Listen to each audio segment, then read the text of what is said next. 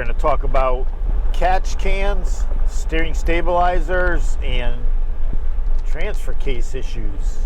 What time is it? 13:42, 92 degrees, beginning of May. Camera looks a little crooked. Doing a little bit with nature here, and we're going to go into part 4 high part-time, and I'm going to leave off-road plus off. I find off-road plus is a little bit aggressive when I'm just trying to slowly cruise. Throttle's a little too aggressive, the response is a little bit too much, unless I'm trying to have fun. It's a balmy 92 degrees, high humidity today, little chance of rain again. Right now Florida's still preheating. Transfer case issues. Seems like a lot of people have been having issues with their transfer cases. And as somebody who's been around Jeeping for 40 years now, it's never seen so many transfer case problems. And I've seen a lot of crazy things happen in the Jeep world over the years, but I can't remember ever seeing this many people having problems with transfer cases. And granted, you only hear about the people that are bringing it up, because if you don't have an issue, you're probably not going to get onto an online site and say, oh, my Jeep worked great again today, 350 days in a row, which is understandable.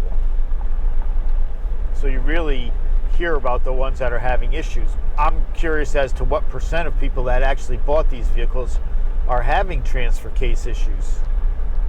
I mean, complex pieces of equipment. What do you guys think about the issue with transfer cases? Is it blown out of proportion? It seems to me that there's a legitimate problem where there's more people than should be having issues are having issues with their transfer cases. Well documented my issues with the transfer case fluid in here over a bunch of videos. And to make a long story short, after I did one long road trip, found out that my transfer case was about 1.5 quarts low on fluid from the factory. It had cooked a lot of the fluid that was in there. I got to it and changed it out, and luckily it seems to be holding out. Seats, after 55,000 miles in 2 years, just freshly cleaned up.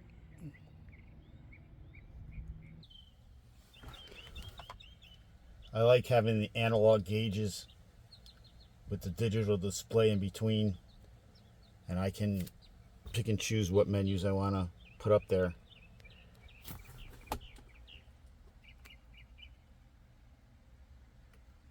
Very helpful to have the auxiliary buttons.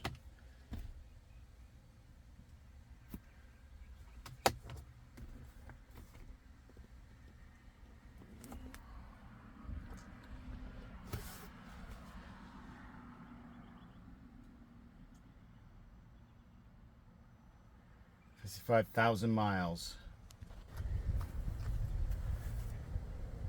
Leather is a little bit stiffer than it needs to be. A little bit nicer leather for $100,000. And black interior in Florida is brutal.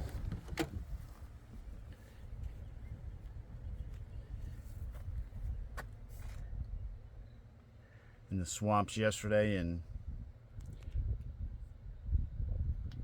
back out today. A little before and after.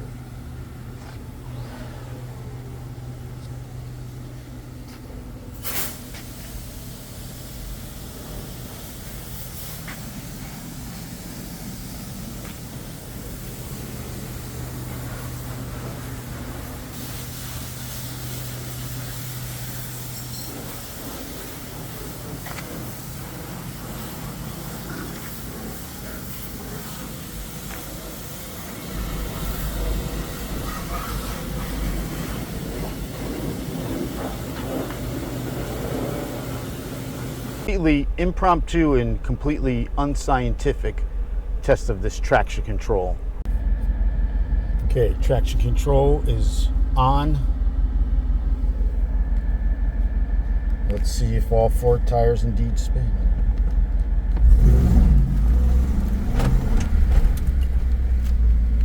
Control is on. Let's see if all 4 tires indeed spin.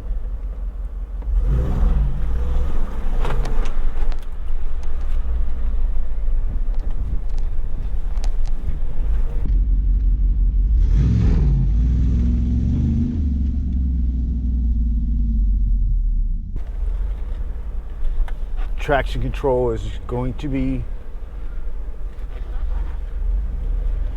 off here.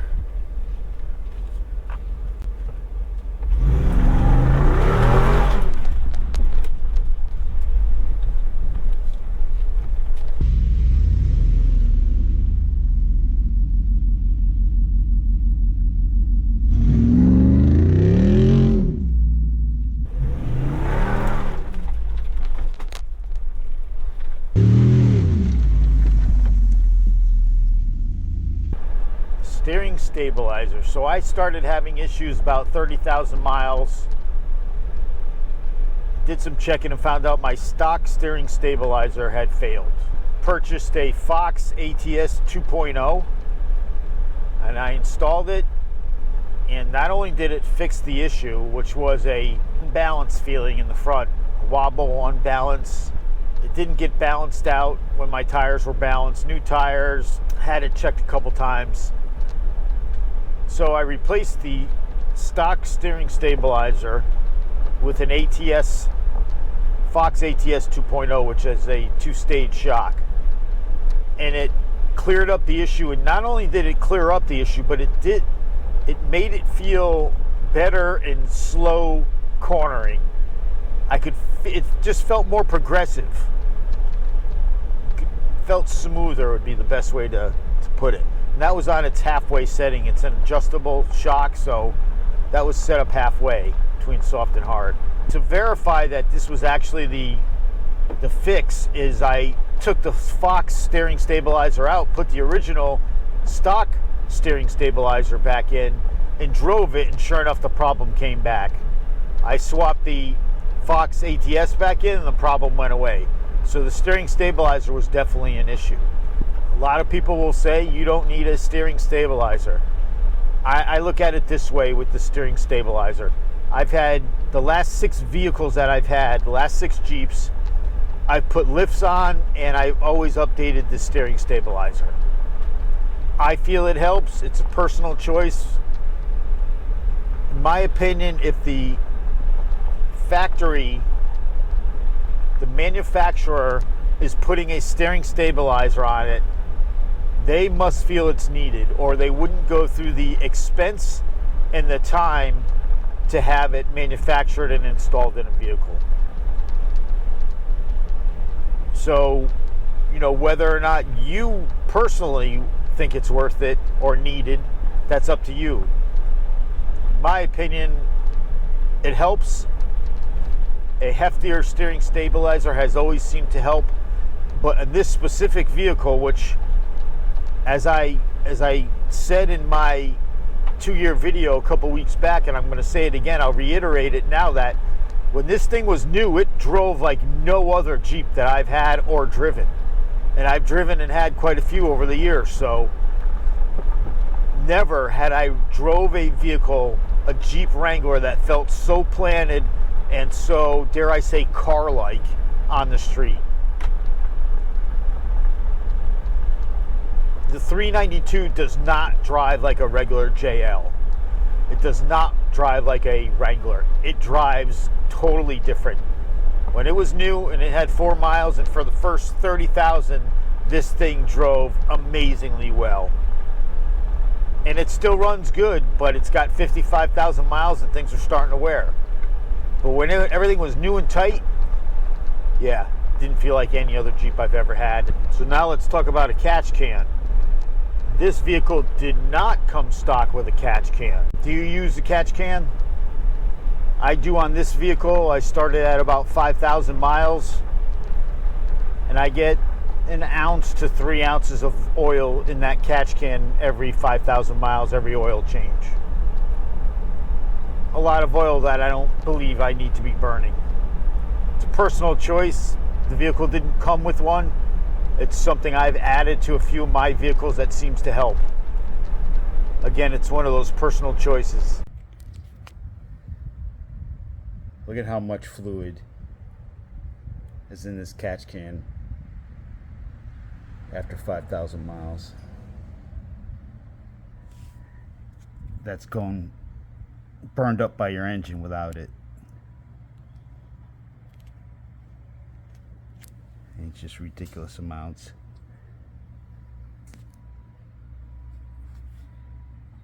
Catch can after 5,000 miles. Gotta be 3 ounces in there, easy. Do you use a catch can on your vehicles? Do you upgrade your steering stabilizers? The amount of heat that comes off this thing is amazing. Even this bar is too hot to touch.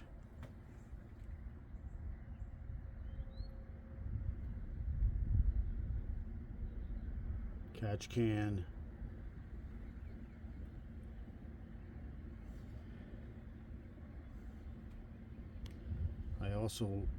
I use heavy duty foam thermal insulating tape on the bottom of the coolant tank.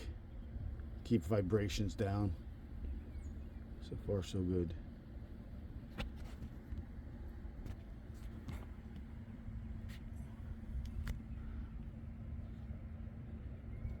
I've had good luck with this brand of catch cans.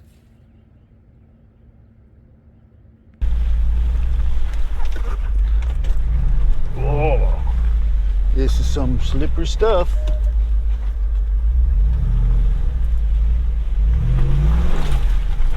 Oh, freaking mud everywhere now. Wasn't trying to do that.